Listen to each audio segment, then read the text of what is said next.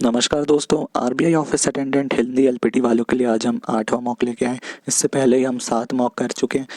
तो आपने अगर उन्हें देखा नहीं है तो लिंक मैं नीचे डिस्क्रिप्शन में डाल दूंगा प्लेलिस्ट की, आप वहां से चेकआउट कर लीजिएगा। तो चलिए आइए बिना किसी देरी के शुरू करते हैं।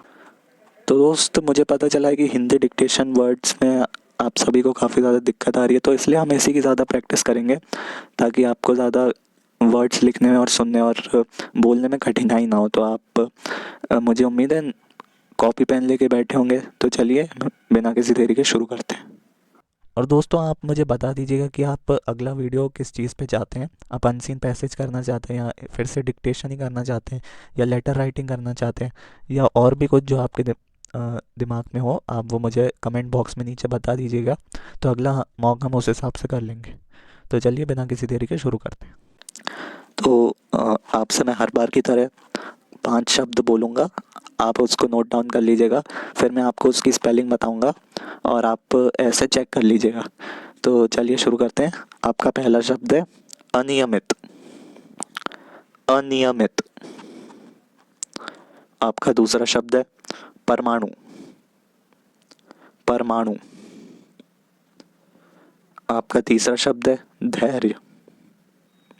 धैर्य। आपका चौथा शब्द है नैतिक। नैतिक। और आपका अगला शब्द है महत्वहीन। महत्वहीन। तो चलिए दोस्तों, इन सभी की स्पेलिंग देखते हैं। सबसे पहला शब्द हमारे पास था अनियमित। तो अनियमित कुछ ऐसे लिखा जाएगा, अनियमित।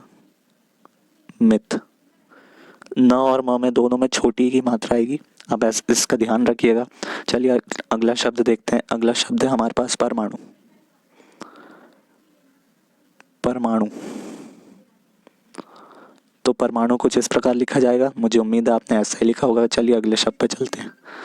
तो अगला शब्द है हमारे पास धैर्य।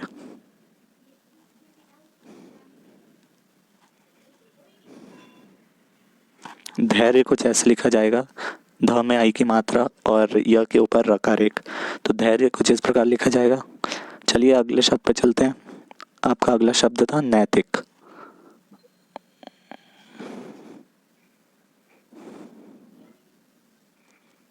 नैतिक। तो दोस्त, नैतिक कुछ ऐसे लिखा जाएगा। चलिए अगले शब्द पे चलते हैं। अगला शब्द है हमारे पास महत्वहीन। महत्वहीन। महत्वहीन। तो ये थे आपके शुरू के 5 शब्द। चलिए आइए अगले शब्द को मैं उच्चारण करता हूँ, आप उसको अपने पेपर पे नोट डाउन करिएगा। तो आपका अगला शब्द है शोध कार्य। शोध कार्य। आपका अगला शब्द है संरचना। संरचना।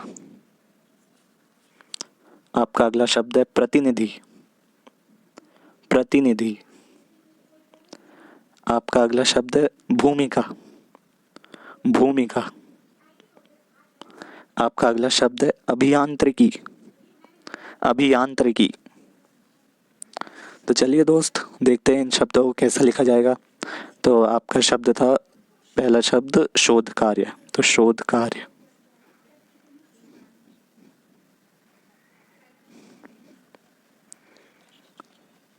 शोध कार्य कुछ ऐसे लिखा जाएगा। चलिए अगले शब्द पे चलते हैं। अगला शब्द था हमारे पास संरचना। संरचना। तो संरचना कुछ इस प्रकार लिखा जाएगा। चलिए अगले शब्द पे चलते हैं। अगला शब्द था हमारे पास प्रतिनिधि। प्रतिनिधि।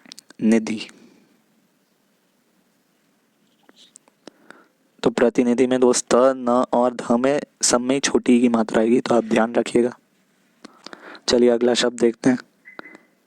अगला शब्द था हमारे पास भूमिका। भूमिका। तो भूमिका कुछ इस प्रकार लिखा जाएगा दोस्त।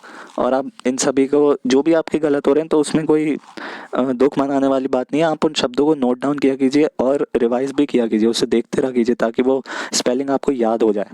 और किसी भी आपको यदि आप एलपीटी में निबंध लिखने का बोले या पत्र लिखने का बोले तो इसका बिल्डिंग ब्लॉक जो होता है वो स्पेलिंग होता है और वो हिंदी की ग्रामर ही होती है। तो आपने भले ही शब्द बहुत अच्छे लिखे होंगे पर अगर उसकी स्पेलिंग अगर गलत हो जाती है तो यहाँ पे आपको नुकसान उठाना पड़ सकता है। तो इसलिए आप हर तरीके से पुख्ता हो जाइए और डिक्टेशन पे भी ध्यान दीजिए। तो अगला शब्द था हमारे पास अभियांत्रिकी। अभियांत्रिकी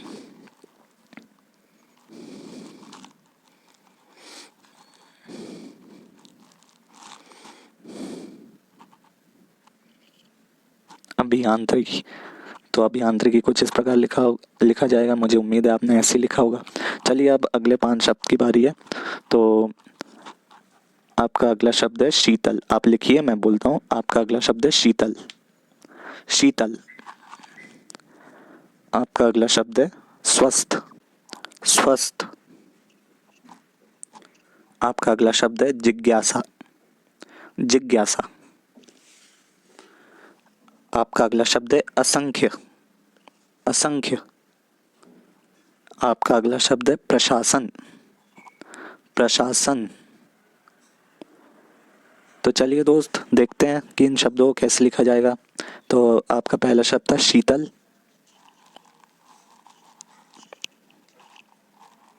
तो शीतल कुछ इस प्रकार लिखा जाएगा। आपका अगला शब्द है स्वस्थ।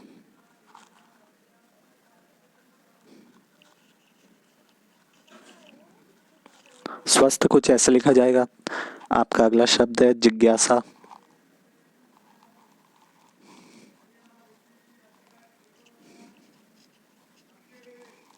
तो जिज्ञासा कुछ इस प्रकार लिखा जाएगा। आपका अगला शब्द है असंख्य।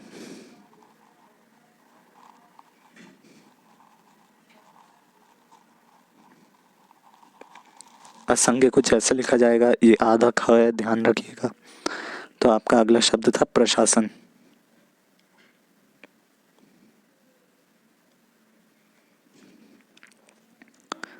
तो प्रशासन कुछ इस प्रकार लिखा जाएगा। मुझे उम्मीद है आपने सभी शब्द सही लिखे होंगे और अगर ना भी लिखे होंगे तो कोई बात नहीं, आप उसे सही करके ज़रूर लिखिएगा और उसका उच्चारण भी सही शब्दों में करिएगा। तो फिलहाल के लिए इस सेशन में इतना ही गाइस।